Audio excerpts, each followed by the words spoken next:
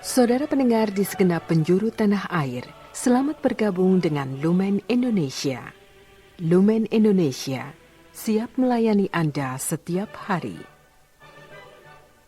Saudara terkasih, marilah kita bersatu dalam Tuhan kita Yesus Kristus yang tidak berubah dahulu, sekarang, dan selama-lamanya.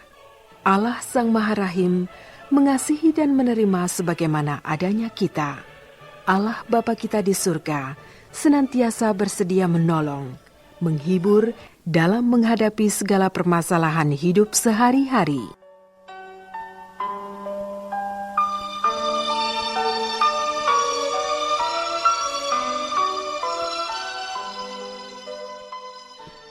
Saudara-saudari, marilah kita mendengarkan renungan dengan judul Menjadi Herodes atau Yohanes.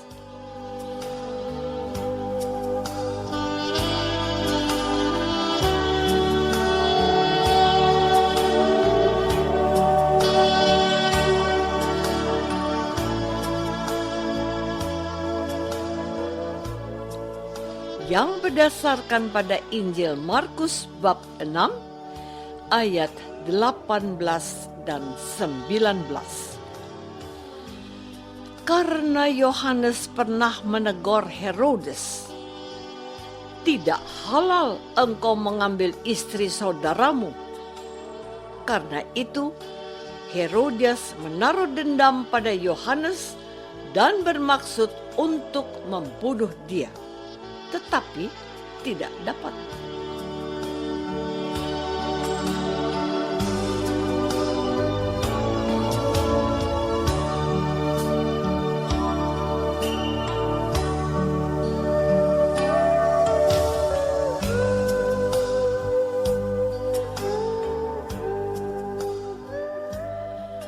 Dalam nama Bapa dan Putra dan Roh Kudus. Amin. Saudara-saudari terkasih dalam nama Tuhan Yesus Kristus.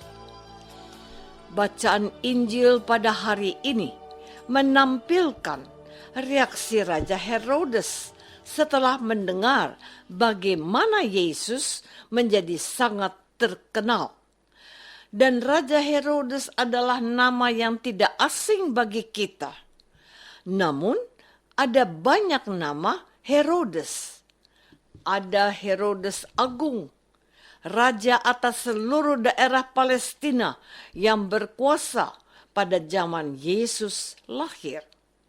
Dialah yang membunuh bayi-bayi laki-laki di Bethlehem karena tidak suka dengan kelahiran bayi Yesus, sang raja yang datang dari surga. Ada juga nama Herodes Antipas. Herodes Antipas inilah yang disebutkan oleh Injil hari ini. Herodes Antipas merupakan anak dari Herodes Agung. Herodes Antipas ini pula lah yang tega membunuh Yohanes Pemandi. Herodes Antipas tega membunuh Yohanes Pemandi karena merasa dendam dari istrinya. Sebab Yohanes Pemandi pernah menegur Herodes Antipas saat Herodes Antipas mengambil istri Filipus, saudaranya. Yohanes Pemandi berani menegur Raja Herodes Antipas sebab apa yang dia lakukan tidak pantas di hadapan Tuhan. Raja Herodes Antipas yang saat itu menjadi raja di wilayah Galilea berusaha mempergunakan kekuasaannya untuk balas dendam. Saudara-saudari terkasih, Herodes Antipas mempergunakan kekuasaannya sebagai raja dengan menjebloskan Yohanes Pemandi ke dalam penjara. Meskipun sangat nyata bahwa Yohanes Pemandi tidak bersalah. Tetapi kekuasaan yang dimiliki oleh Herodes Antipas membuat dia bisa berbuat apa saja yang dia kehendaki. Dengan demikian, Raja Herodes Antipas telah melakukan dua kesalahan. Pertama, mengambil Herodias, istri Filipus, saudaranya. Inilah suatu tindakan sewenang-wenang terhadap orang kecil dan tak berdaya yang saat ini sering kita jumpai dalam hidup sehari-hari. Kedua, Herodes Antipas menjebloskan Yohanes Pemandi ke dalam penjara tanpa melalui tahap atau proses hukum yang benar. Kenyataan ini yang sering kita jumpai, di mana orang kecil diperlakukan secara tidak adil, sementara Yohanes Pemandi menunjukkan dirinya utusan Tuhan. Sebagai utusan Tuhan, Yohanes Pemandi tidak takut untuk mengatakan apa yang benar dan apa yang salah. Saudara-saudari terkasih, Herodes Antipas dan Yohanes Pemandi adalah dua sifat manusia yang sangat bertolak belakang. Herodes Antipas menjadi lambang dari manusia yang haus dan serakah akan kekuasaan. Dia juga mempergunakan kekuasaannya untuk membunuh siapa saja orang-orang yang tidak dia sukai. Selain itu, Herodes Antipas juga menggambarkan sifat manusia yang tidak suka dikritik atau ditegur oleh orang lain, khususnya teguran dari orang yang dipandang kecil atau tidak memiliki jabatan. Padahal kritik dan teguran menghindarkan setiap manusia dari kebinasaan dan kehancuran. Namun ternyata Herodes Antipas tidak menerima kritik dan teguran dari Yohanes Pemandi. Bahkan Herodes Antipas tega membunuh Yohanes Pemandi, sedangkan Yohanes Pemandi menjadi gambaran manusia yang berani berkata benar. Pada saat mengatakan sesuatu yang benar, tentu Yohanes Pemandi sudah tahu risiko atau bahaya yang akan muncul di kemudian hari. Tetapi Yohanes Pemandi bukan termasuk orang yang mau bersekongkol dengan sesuatu yang salah dan keliru. Yohanes Pemandi termasuk orang yang suka berkata jujur dan terbuka.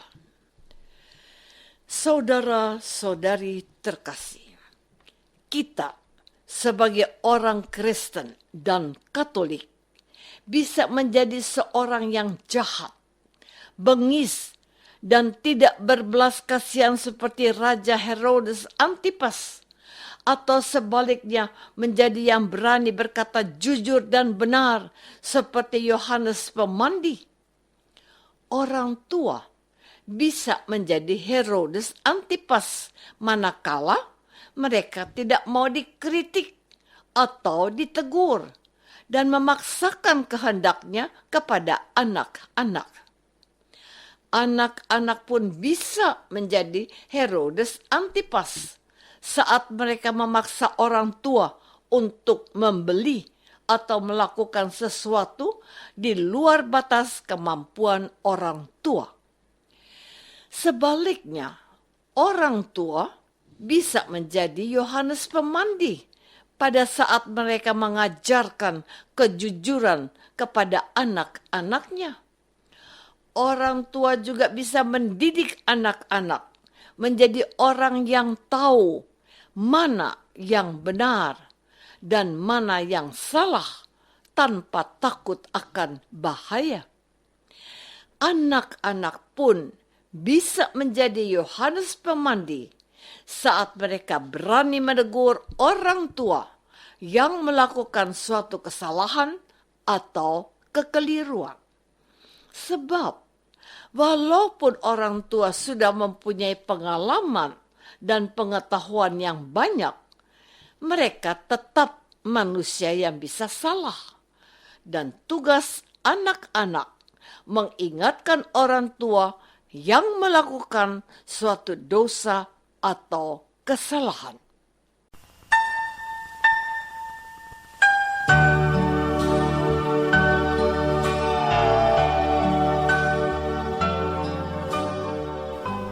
Saudara terkasih, marilah kita masuk dalam saat hening sejenak untuk meresapkan renungan yang baru saja kita dengar bersama dalam kehidupan iman kita masing-masing.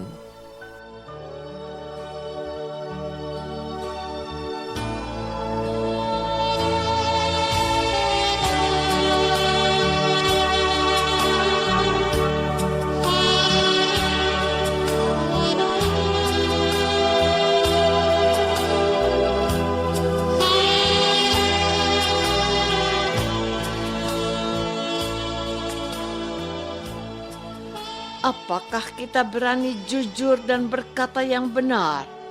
Ataukah kita menjadi pribadi yang sombong serta tidak mau dikritik dan ditegur? Marilah kita berdoa. Tuhan Yesus Kristus, kami bersyukur dan kagum atas teladan Yohanes Pemandi yang berani jujur dan berkata benar dengan menanggung bahaya kehilangan nyawa. Curahkan kuasa Roh Kudus-Mu agar kami berani untuk berkata jujur dan mengatakan apa yang benar dan apa yang salah. Doa ini kami persembahkan dalam nama Yesus, Tuhan dan pengantara kami. Amin. Semoga kita semua selalu dinaungi dan dibimbing oleh berkat Allah yang Maha Kuasa. Dalam nama Bapa dan Putra dan Roh Kudus. Amin.